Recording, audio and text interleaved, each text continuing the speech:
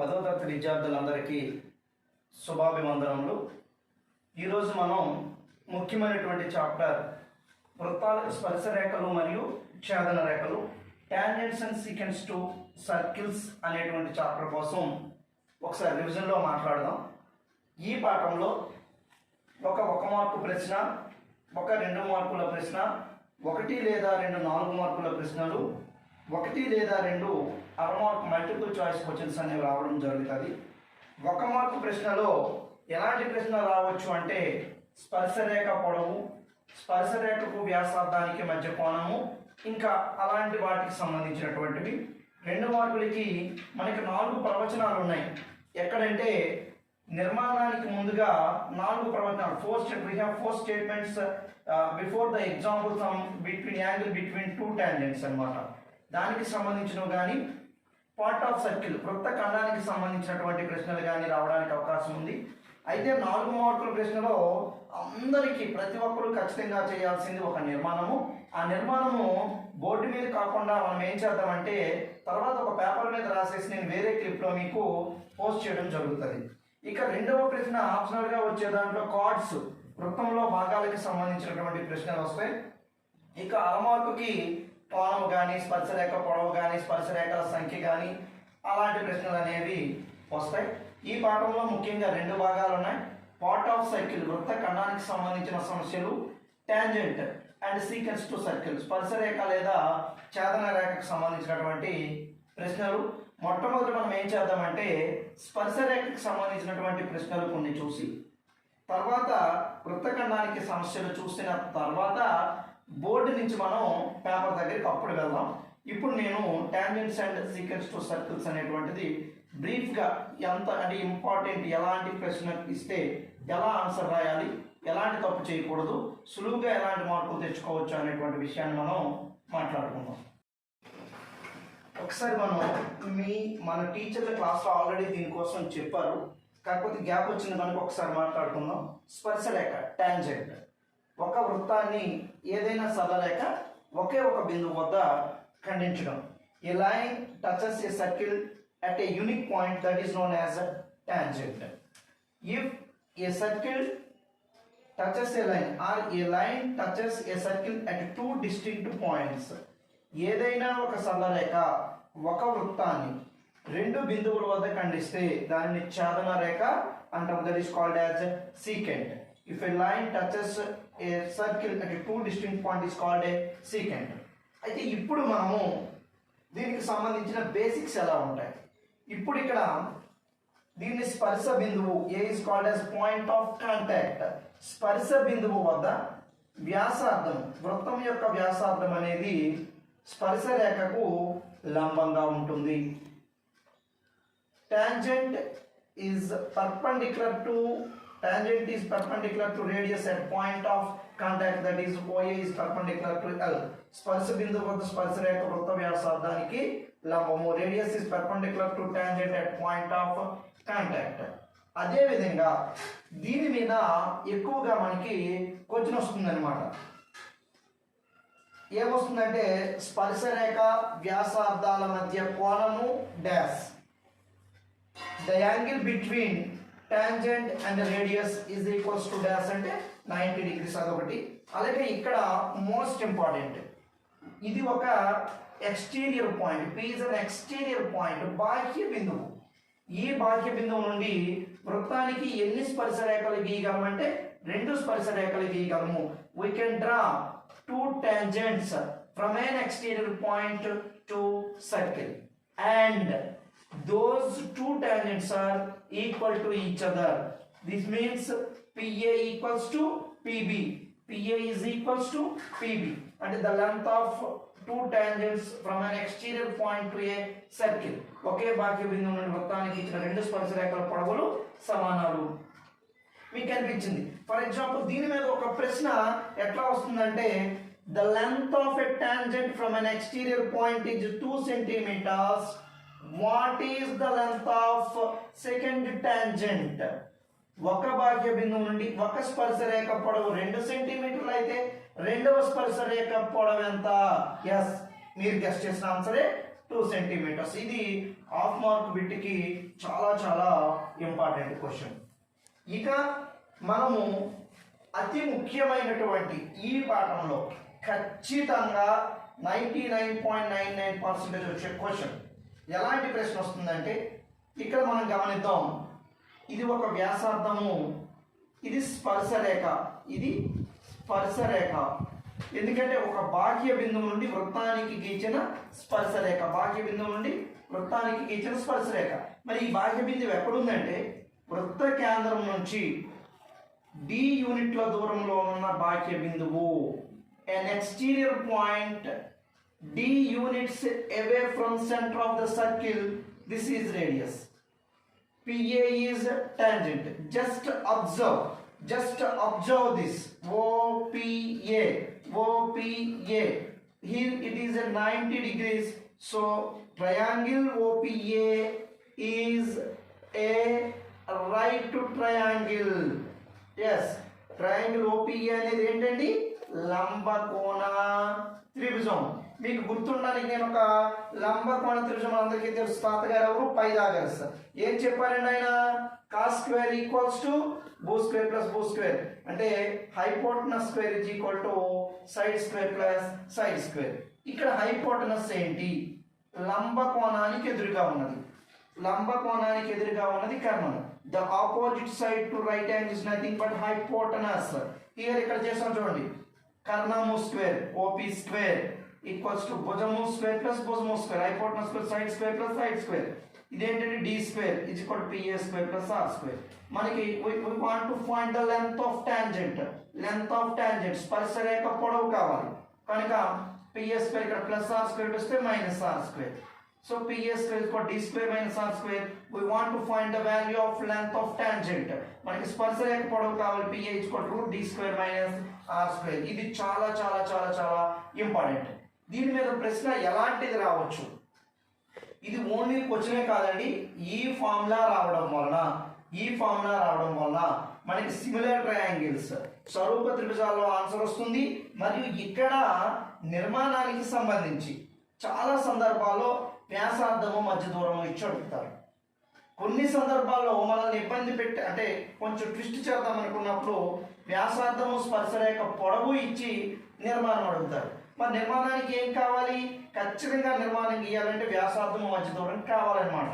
అంటే అక్కడ ఈ సందర్భం తెలియాలి. ఇక్కడ 1 మార్కు ప్రశ్న లేదా 2 మార్కుల ప్రశ్న ఎలా వస్తుందో ఒక్క ఎగ్జాంపుల్ ఈ పార్ట్లో యూజ్ చేసుకొని చేద్దాం.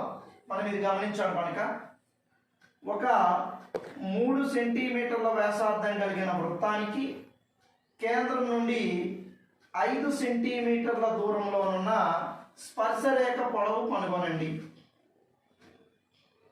కనబడుతుంది అనుకుంటున్నా. Find the length of tangent to 3 centimeters radius of circle and from the point 5 centimeters away from its center. Just ఇక్కడ అబ్జర్వ్ చేస్తే this is 5 centimetres, this is 3. ఇక్కడ మనం గమనిస్తే radius is 3 centimetres, the distance between centre to point exterior point is 5. yes, this is in the shape of, this is a right triangle, లంబకోణ త్రిభుజము. So వెంటనే మనం మాట్లాడాం root D square minus R square లేదా OP square is equal to OA square plus AP square. So root OP square equal to OA square plus AP square. This is 5 square OA square plus AP square. This is 3 square is equal to 5 square plus AP square. Here 5 square minus 3 square equal to AP square. 5 square means 25 minus 9 is equal to AP square. Yes, AB equal to 25 minus 9, 16. This is 4. Length of the tangent is nothing but 4. అంటే ఇక్కడ ఇదే అడగడండి. కొన్ని సందర్భాల్లో tangent ఇచ్చేసి distance ఇచ్చి radius అడుగుతారు, స్పర్శరేఖ పొడవు ఇచ్చి మధ్య దూరం ఇచ్చి వ్యాసార్థం అనేది కూడా అడుగుతారు. కానీ ఇది చాలా చాలా చాలా చాలా చాలా చాలా ఇంపార్టెంట్. దీన్ని కానీ మనం ఫోకస్ చేస్తే అక్కడ నిర్మాణం చేయొచ్చు. 100% 1 or 2 మార్క్స్ అనేవి మనకి వచ్చి తీరుతాయి అన్నమాట. రైట్, ఇక్కడ ఇప్పుడు ఒకసారి చూడండి, ఒక వృత్తం యొక్క అంటే వృత్తానికి గీచిన రెండు స్పర్శ రేఖల మధ్య కోణం 80 డిగ్రీలైన వ్యాసార్థాల మధ్య కోణం ఎంత? Find the angle between two radii at center of circle if the angle between two tangents is 80 degrees. ఇది 1 or 2 మార్క్స్ రావచ్చు, లేదా మనకి ఈ మధ్య రేరుగా చూస్తే కన్స్ట్రక్షన్లో రేడియస్ ఆఫ్ సర్కిల్ ఇచ్చేసి యాంగిల్ బిట్వీన్ టూ టాంజెంట్స్ ఇస్తున్నారు. ఇవ్వగానే మనకి ఏమడుగుతారు? కన్స్ట్రక్ట్స్ లేకపోతే draw tangents to a circle. మనకి ఏమడుగుతున్నారు అంటే వ్యాసార్థం ఇస్తున్నారు, స్పర్శరేఖల మధ్య కోణం ఇస్తున్నారు, రెండు స్పర్శరేఖలను గీయండి అనేటువంటి ప్రశ్న. ఆ ప్రశ్నకి ఎనాలిసిస్ రాయాలి. అంటే ఇక్కడ ఈ ఒక్క విషయం కానీ మనం తెలుసుకున్నట్లయితే ఇక్కడ 2 మార్కులు, అక్కడ 4 మార్కులు కవర్ అవుతాయి. ఎలా చేద్దాం ఒకసారి మనం సొల్యూషన్ మీ అందరికీ తెలుసండి, మరొకసారి గుర్తు చేసే ప్రయత్నము. ఇక్కడ మనం గమనిస్తే వ్యాసార్థం స్పర్శ బిందువు వద్ద వ్యాసార్థం అనేది స్పర్శ రేఖకు లంబంగా ఉంటుంది. సేమ్ ఇక్కడ కూడా వ్యాసార్థం అనేది స్పర్శ బిందువు వద్ద స్పర్శ రేఖకు లంబంగా ఉంటుంది. Radius is perpendicular to tangent. Radius is perpendicular to tangent at point of contact. ఆ విషయం మనకు తెలుసు. సో ఇక్కడ angle OAP equals to 90 degrees, angle OBP equal to 90 degrees. Since మనకి రీజన్ తెలుసు, radius is perpendicular to tangent అనేటువంటి. Next angle APB is 80 degrees. Clearly it is a quadrilateral. It is a four-sided simple closed figure. 4 భుజాలు కలిగిన సరళ సమృద్ధ పటంగానికి ఇది ఒక చతుర్భుజం. Yes, you know the sum of 4 angles of a quadrilateral is nothing but 360 degrees. ఒక చతుర్భుజంలోని 4 కోణాల మొత్తము 360 డిగ్రీలు. ఇక్కడ మనకి ఏమడిగారు అంటే what is the angle? Find the angle AOB. Angle AOB. Here the sum of 4 angles in a quadrilateral is 360 degrees. That's why angle OAP plus angle APB plus angle PBO plus angle AOB equal to 360 degrees. Angle OAP, yes, 90 degrees. Angle APB 80 degrees.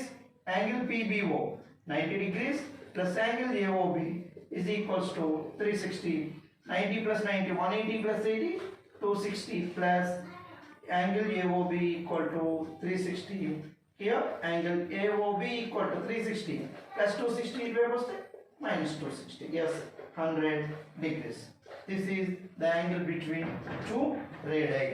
రెండు వ్యాసార్థాల మధ్య కోణం. సరే, ఇంకా మనం బ్లంట్గా అంటే ఇలాంటిది suggest చేయకూడదు, కానీ హాఫ్ మార్క్ బిట్ వచ్చినప్పుడు 90 plus 90, 180. The remaining two angles, sum of remaining 2 angles is also 180 degrees. So it is 80, then it is 100. If it is 60, it is 120. If it is 50, it is 130. If it is 110, it is 70. మనం స్పర్శ రేఖలకు సంబంధించి చేసాం. వృత్తఖండానికి సంబంధించి అంటే రకరకాల ప్రశ్నలు ఉంటాయి మనకి ఆ చివరి అభ్యాసంలో ఉన్నాయి లాస్ట్ ఎక్సర్సైజ్లో. ఈ షార్ట్ పీరియడ్ మనం అన్నీ చెప్పుకోవడానికి వీలు కాదు, కానీ అసలు ఎట్లా షేడెడ్ రీజియన్ కనుక్కోవాలి ఒకసారి ఈ సమస్యని చూద్దాం. ప్రక్కపటం నుండి షేడ్ చేయబడిన ప్రాంత వైశాల్యం కనుగొనండి. Find the area of the shaded region from the adjacent figure. Observe this figure OAB. OAB is a sector, that is part of circle. A square OZYX is a square. Side of the sector, that is nothing but radius of the circle or radius of the sector 14 centimeters. Sector యొక్క వ్యాసార్థము 14 సెంటీమీటర్లు. ఈ shade చేసిన ప్రాంతం ఏదైతే ఈ పొడవు ఉందో ఇది 4 సెంటీమీటర్లు. సెక్టార్ వ్యాసార్థం 14 సెంటీమీటర్లు. ఇక్కడ ఈ పొడవు ఇవ్వబడింది అనమాట. అయితే మనకి షేడ్ చేసిన ప్రాంత వైశాల్యం కనుక్కోవాలి. Area of the shaded region కనుక్కోవాలి. Just if you observe this is as some cake, your birthday cake. మీ బర్త్డేకి మీరు తెచ్చుకున్న కేక్ అనుకుంటే ఇదంతా క్రీమ్ ఉందన్నమాట. చిన్నపిల్లలు చూడగానే ఏం చేస్తారు? ఈ క్రీమ్ తిందాం. క్రీమ్ కట్ చేయగానే ఏమొస్తుంది మనకి? స్క్వేర్. అంటే మనకి షేడెడ్ రీజియన్ కావాలి అంటే ఏం తెలుసుద్దామా షేడెడ్ రీజియన్లో area of shaded region equals to area of sector minus area of square shade చేసిన ప్రాంత వైశాల్యం ఈజ్ ఈక్వల్ టు సెక్టార్ వైశాల్యం మైనస్ చతురస్ర వైశాల్యం. సరే ఇప్పుడు సెక్టార్ వైశాల్యం కావాలి అంటే మనకి ఫార్ములా ఉంది x/360 ఫార్ములా ఉంది. మరి చతురస్రం యొక్క భుజం ఎంత? ఎస్, ఇక్కడ మొత్తం 14, ఇది 4 సెంటీమీటర్లు. ఎంత మిగిలింది ఇక్కడ? 10. ఎస్. సో ఒకసారి మనం ఫార్ములాస్ రాసుకుందామండి. సెక్టార్ వైశాల్యం షేడ్ చేసిన ప్రాంతం సెక్టార్ వైశాల్యం. సార్ ఒక్కటే మీకు ఇలాంటి సమస్యలు చేయాలంటే షేడ్ చేసిన ప్రాంతం రావాలంటే మనం డైలీ లైఫ్లో ఐటమ్స్ గుర్తు తెచ్చుకోండి. మీరు తినే కేక్ కానీ బన్ కానీ ఏదైనా. ఇప్పుడు సెక్టార్ వైశాల్యం formula x/360 into πr square minus area of square is equal to భుజము స్క్వేర్ అంటే దాన్ని నేను ఎస్ స్క్వేర్ అంటాను. ఎస్ అంటే భుజం, side of the square, 2 medium స్క్వేర్గా. What is the value of x? 90 degrees because it is a square. Here symbol అనేది ఇవ్వబడింది కనుక by 360 into pi means 22/7. A radius of sector 14 into 14 minus side square. What is the side of the square? Is nothing but 10 square. Here 0 0 9 1 1/4. మళ్ళా మనం చూస్తే ఈ 4ని cancel చేద్దాం. Cancel చేస్తే చూస్తున్నారు కదా 2 2 2 11 క్రాస్ చేస్తే ఎస్ మళ్ళా 7 1 7 2 ఈ 2 క్యాన్సిల్ అయితే ఏం మిగిలిందో చూడండి. ఇక్కడ ఏమీ లేదు కదండి. 11 14 154 మైనస్ 10 స్క్వేర్ అంటే 100. This is 54 centimetres. So centimetre square 54 centimetre square. ఇక్కడ మీరు ఒక్కటే గమనించాలండి, ఏ డయాగ్రామ్ ఇచ్చినా నేను ఇంకొక డయాగ్రామ్ దగ్గరికి వెళ్తున్నా. జస్ట్ రఫ్గా